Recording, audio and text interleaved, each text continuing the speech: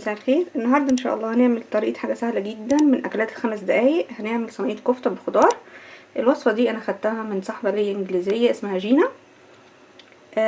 اللي محتاجينه نص كيلو لحمه مفرومه، بصلايه صغيره، بطاطسايه وسط مبشوره نيه، مفيش حاجه مسلوقه ولا اي حاجه، جزرايه مبشوره، ملح وفلفل وبس.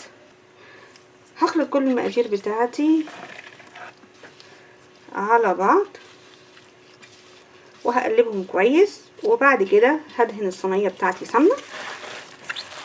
دهنت الصينيه بتاعتي سمنه، هضيف عليها المكونات بتاعتي بعد ما خلطتها كويس. هي اكيد هتنزل ميه طبعا عشان فيها خضار، والخضار فيها كتير.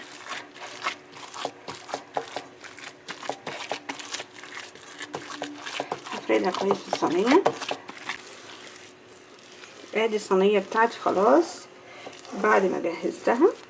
هدخلها الفرن على درجه حراره 180. ده شكل الصينيه بتاعتنا بعد ما خرجت من الفرن. هنقطعها ونقدمها. ده شكلها بعد ما قطعناها. اتمنى ان انتم تجربوها وبالهنا والشفا.